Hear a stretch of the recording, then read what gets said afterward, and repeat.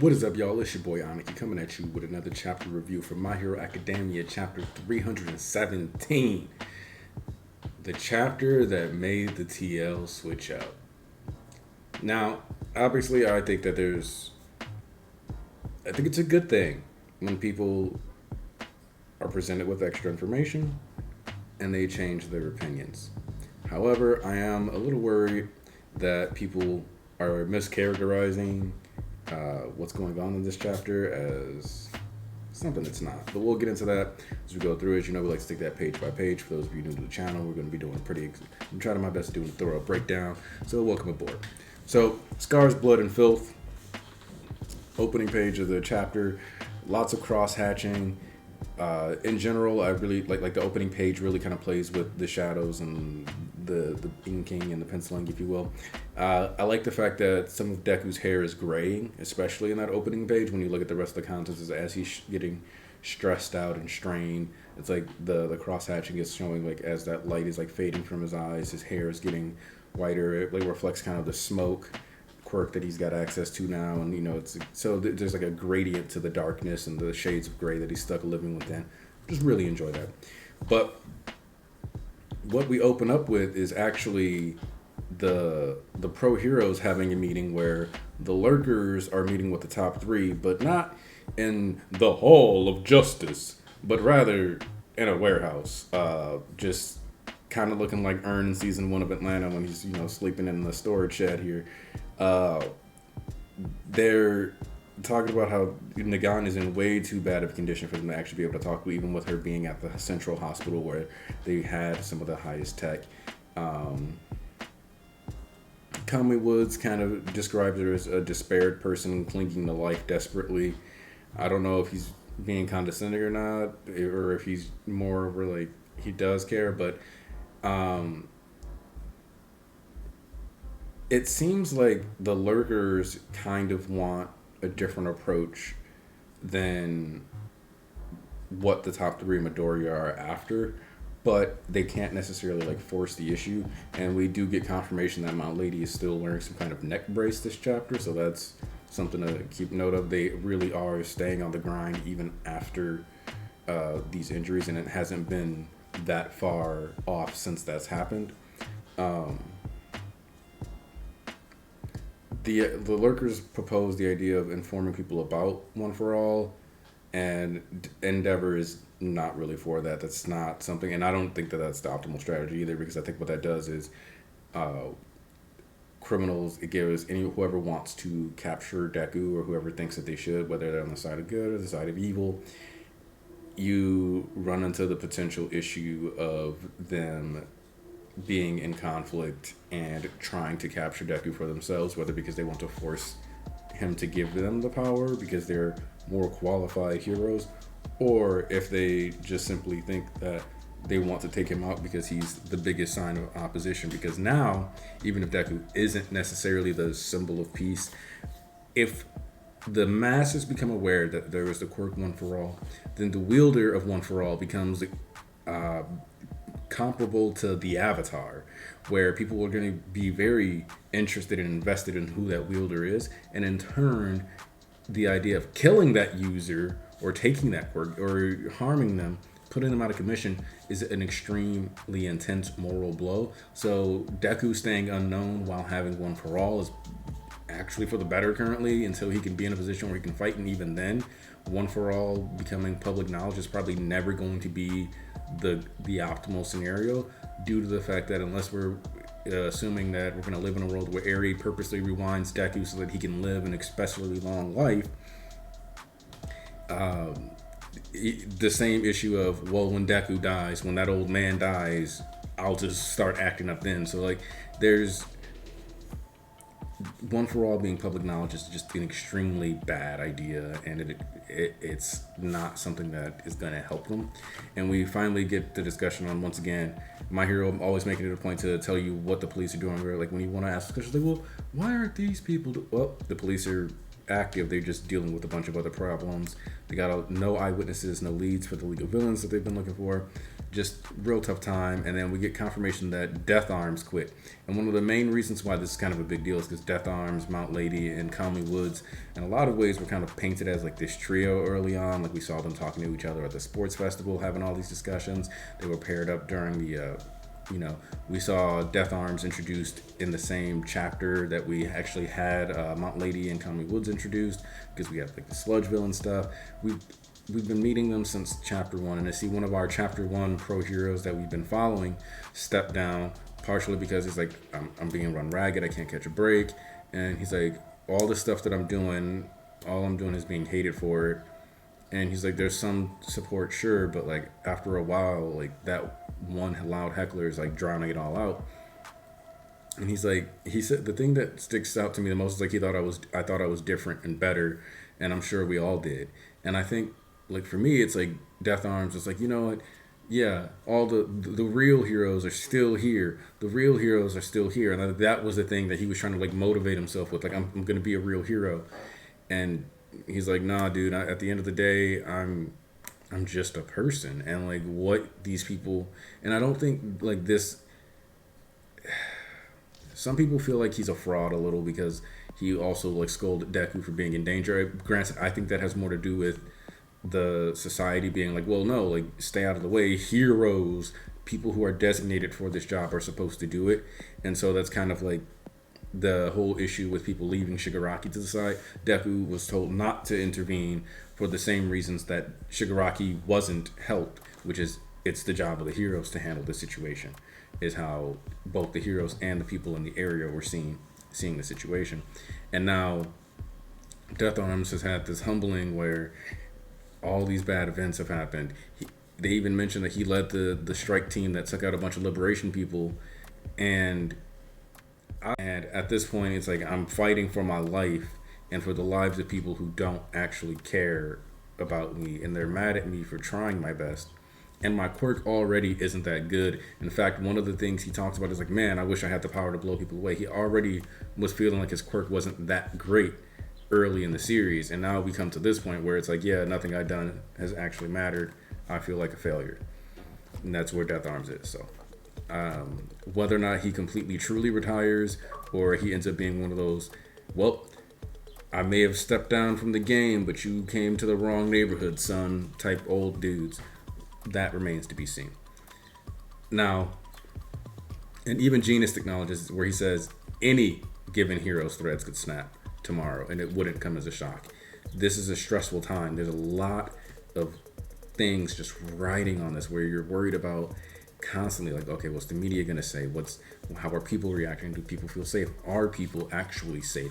Are we doing our job well? Can we bounce back from this? Can we bring society back from this destructive and anarchistic function where we're currently just a mess? And these are all things that, like, when you're a hero, and like the thing is, heroes aren't trained government officials. They're not politicians. They're not, government leaders. And the leadership that is shown here is fractured because almost everybody hasn't been getting conditioned to be a leader, but rather, moreover, like, yeah, sure, show up, give a couple orders here, but like the kids have better leadership and have shown more teamwork than a lot of the other pro heroes. And it doesn't even seem like pro hero teams are the most popular thing, and like the most popular heroes weren't in pro hero teams. When the series started, it was just like All Might by himself, Endeavor by himself. Like, yeah, he's got sidekicks, but no, it's like All Might. It's like Endeavor. Ooh, yeah, Hawks. Yeah, like his sidekicks are always behind him. Like all these people who like their leadership is literally just help me out and allow me to become great, and then I'll do what I can. And so they've got all these like rough. The leadership is just questionable, and they talk about whether or not All For One is planning to go public and how it doesn't seem to be conducive towards the strategies. And I agree with that. I think that while All For One specifically wants One For All and to get his brother back, everybody else would just want the most OP nigga on the planet, like as far as villains go, that aren't going to work for All For One. They would just want him dead. And again, like we mentioned, they would also give the allies the time to protect him. Or like the heroes, they would make more effort to protect Deku. They'd have to make that step. And that's not something that they want, and it's not something that All for One wants. So he's hoping that Deku does the stuff that he's been doing, where he stops talking to his friends at school, where he makes it a point to be out in the streets running around. Um, and then we get them just straight up saying it out loud. There's not enough heroes or cops or anything to like do what's necessary to keep everybody safe. And they got to be active. And we see that Endeavor is now skipping and ignoring calls from Shoto. Shoto's trying to get him to respond to his text messages, but Endeavor's ultimately keeping him safe, even though Shoto directly told him we all have to stop Toya, and we have to do this. Endeavor has very much clearly taken it upon himself as his individual responsibility to handle this and keep moving forward, trying to atone for what has happened with his son and not drag Shoto into it. It seems to imply that like Fuyumi is a person who gets bothered by the press. Like the Todoroki family isn't really catching any breaks in this situation, and so Endeavor just in a small way wants to make sure that they're okay. And then Hawks is like, "Oh, that's my phone," because like Endeavor is about to check again and he's like, "Oh, Midoriya ran into a second hired gun." We find out Deku like folds this dude like instantly. The first thing we see is like the dude laid out. He's got these fancy maiden tattoos, leopard print shirt. Likely was a member of the Yakuza just based on like the tattoos and how he's going. We see that Deku like is putting people down pretty quickly. It doesn't seem like he took too much effort. One of my buddies online did say that the pupils of this guy's eyes aren't totally whited out, so that he might secretly still be conscious. I don't know if that's what Horikoshi's going for or not. I don't think so, but he does kind of go. He says that one didn't have any intel. Be careful, he might explode too, and just leaves. And he's ready to just leave that guy to get packed up and sent out. He's just rushing, going on. And All Might's like, man, you're not eating. And this kind of, it's interesting here because in this section of the chapter, we get a lot of cutbacks. We get these fallbacks to like the All for One telling him it's his turn. We get the cutback to when we see Nana crying in the Vestige world. We get the cutback to Shigaraki's speech. Their talks at the sports festival on how he told Deku he needs to tell the world he's here. All this pressure that he put on Deku, all these things that he said that he was going to have to be to become the next symbol of peace. All these discussions, and he's finally like looking at it, and he's talking to himself about how Deku doesn't look back at him like that, and he was thinking about that when they were training, and now it's become Deku is trying to leave me behind. He's trying not to look at me. He's trying to protect me and keep me safe, and is treating me like the protege almost. Deku is moving forward, and I'm stuck back here because I can't keep up with him anymore. And All Might is just sitting here pondering, like, guiltily. You know, he swore he'd raise him up and protect him, and he's failing. He promised Inko that, like, he would protect Deku, and now Deku has to be on the front lines. Deku's running ahead of him. He doesn't have any choice but to just watch as this child that he put this burden on goes off and runs ahead. And like you can see, he drops the tonkatsu and he's just downright sad. And the thing that's important about this is that what he's giving Deku specifically are pork cutlet bowls, which if you remember based on the cards and the anime, that's actually one of Deku's favorite foods. So this is to the point where All Might, knowing what Deku's favorite food is bringing that to him, and Deku is rejecting even that which he loves, down to All Might being the person he is, to the foods that he loves, to the leaving his friends behind. Deku has left behind all that he loves in hopes of being a hero, and let that be his identity, in the same way that Endeavor neglected his family to be a hero, the same way that All Might has burned a lot of bridges throughout his life being a hero. And one of the things that I thought was especially poignant is that instead of us getting a cut back to the Night Eye scene during this chapter, instead what we get is a posturing similar to when Deku, or when All Might was walking away from Night Eye, and he was like, no, you need to be resting, you're gonna get hurt. And All Might's like, no, the people need me. After that conflict with All for One, here we have Deku, after a conflict with All for One, rushing ahead, leaving behind the person who cares about him, who's his support system, trying to make sure that he's okay.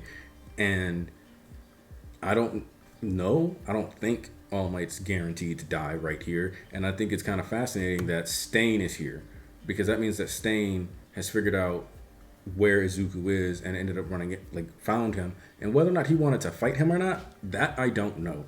But All Might and Stain have been scheduled to have a conversation since Stain was in Tartarus. This was constantly being alluded to, that All Might was supposed to talk to him, and they even made it a point to say, we would like to reschedule your conversation with Stain before the war arc.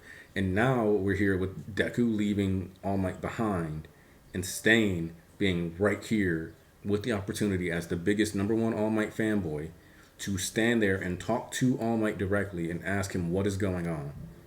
And as much as Stain loves All Might, we do have to ask the question, is Stain going to be okay with the idea of All Might having given a child that quirk and that much responsibility? Will Stain still see All Might as a hero after discovering what he's put on Deku's shoulders? Because everything that Stain has done has been towards making everybody more like All Might.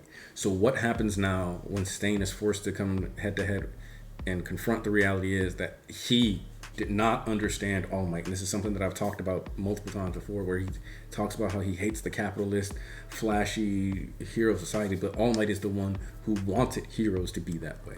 His very idea goes against what All Might's ideas are. I don't know if this is going to be the last interaction between Deku and All Might. I do know that Horikoshi is hilarious for dropping this on Father's Day. That much I do know. And whether or not what comes next is more than likely, from what I see, is like All Might and Stain having a conversation. I think they need to talk, and Stain is going to have to decide how he wants to approach what's going on with Deku moving forward, and whether he's going to follow him or he's going to go and like, because something about like, there has to be a point to this. We've had him run back in the overhaul. We've had him run into Muscular at the very beginning. We had a conversation on the Church of MHA about how Deku would likely see the villains he encountered in the order from like least able to understand to most able to understand. And specifically the conversation that he had with Shigaraki back at the mall was that he could understand Stain. He said, I don't agree with him, but I at least understood what he was about. Muscular was just a meathead that wanted to thrash around, do a bunch of stuff. Overhaul is a person who basically views everything as transactional, is focused heavily around the boss, and everything is about that, and was basically a monster. But at least Deku can relate to the idea of having goals much larger and so much beyond yourself, and having an attachment to a father or paternal figure to the degree that Overhaul has that attachment to the boss. Gentle, I'm sure we'll run into him after Stain, because that was the person that really made Deku start thinking, and that was one of the first people that Deku actually had a conversation with about their motives and why they do things. As funny as it is that Culture Festival is railed on, these conversations and interactions, the way he talked to Nagant, that was set up by him already having to ask himself, was it right for me to stop Gentle this way? Was there a better way? And that's something that he comes back to even when in the most recent stuff. So it almost seems like an inevitability that we're going to, that after we get through Stain, after we see Gentle again, I think that's when we can finally get towards that confrontation with Shigaraki, because that needs to be the final villain, the one that he cares the most about knowing and understanding. And then however that goes down, whether it's him fighting Shigaraki, or like All For One taking him out and like whooping a bunch of people, and Bakugo and some of the kids coming in and saving him, or Ochako having to like stop him from falling off a building after his body short circuits. Because that's another thing that has to come up, is that if he's not eating and he's been running around and doing all this stuff, then he's wearing his body down. We've already seen him, like, while semi-fresh, or fresher than he is now at least, against Nagant mentioned, using Float, Smoke Screen, Black Whip, Danger Sense, and a One For All, plus Fajin, actually caused his body to shut down for a brief moment. That's going to happen here if he's going to keep running, and he's not even turning off the full cowling anymore. While he's standing there talking to All Might, the cowling is active. Deku's at a point where he's always ready to go, and he's not ever turning it off. So like at the very least, he more than likely spends most of his time with danger sense and full cowling active and is rotating through. His subconscious parallel processing is of course improving immensely, and that's going to be necessary. This is similar to Shigaraki's training in My Villain Academia by fighting Gyato Makia. From that perspective, you could argue that once we get an alert that it's May, that halfway point in May is likely when we're going to encounter Shigaraki or All for One again and have another interaction, because that took 6 weeks of Shigaraki versus Makia before he went and fought Redestro. So we'll give Deku 6 weeks of running these streets before he has to encounter All Might, or not All Might, but All for One or Shigaraki again. Let me know what you guys have been thinking about this chapter. I think this is one of the best that's come out in a long time. The whole mythos behind Deku forming, the Bunnyman mythos, if you will. I know that like any of the church viewers who are watching towards this point will get that. The broken nature of the Iron Souls, the way they're breaking down and they're corroding, so that now instead of them just being a whole like foot, they're broken into like individual toe guards. The guard on his tarsals and the center of his foot is like buckling upwards. There's just a lot going on in this image, and Deku has come a long way. The metal-ish bands on the mid-gauntlets, just all this dirt, filth, blood, and they say that he's got a ridiculously scarred body, so it's like now people can see some of the scars on Deku's arms, and now he's traveling so much that people are likening him to a Nomu or another person or an image of All for One. He's becoming this dark deity in the minds of people that just happens to fight for good. And we've talked about this before with Deku having like the idea of Deku using black whip arms, but the fact that Deku's themes in contrast with Shigaraki, who has the white flowing hair and all these other things. He's got black whip, dark tendrils. It looks like he's got claws. He's got these busted down like metal shoes on. Just all around, his contrast is like he's the devil, and like Shigaraki is this Christ-like figure in his drawing and art style. But at the end of the day, Deku's the hero of the story, born in the darkness, and he's come to bring that reckoning. Him shutting off his support system pretty much guarantees that he is going to be taking a fat L soon. Getting rid of All Might, getting rid of your friends, getting rid of anybody who's trying to help you is going to lead him to be in a really rough spot. However, the fact that we objectively know that there's a Bunnyman mythos in the verse that people are talking about him means that without question, especially characters like Bakugo and Shoto and Ida and Tokoyami, Ochako, like those four boys, they have so much, whether they're like the first friends of UA, whether they're directly connected to the top three, whether they're in their relationship with Deku. I think those people need to pull up and eventually be the ones who bring Deku back. I don't know if they're going to try to fight him and bring him back. I don't know how it's going to go down, but I do know that they're going to try their best to bring him back, and it's more than likely going to be Ochako's words being there for the heroes, being able to be there for the heroes when they need saving. That's going to do it, because the question that Ochako was asking is one that the series is asking, and it's one that you need to be thinking about now, is that like Death Arm's mental state burned out, all these heroes dropping down, people putting themselves to the grindstone, Deku still trying to sacrifice himself, still not regarding his own body or well-being. Who takes care of the heroes? Who looks into their mental health? Who cares about them needs to be addressed within the story. And Ochako being the one to try to help Deku and help him see that if he's going to achieve the goals that he wants to make the world better, make things go back to at least as good as they were or better, and fix things, he can't sacrifice his own mind. He has to be here to make that change, and that won't happen if he's given everything of himself away.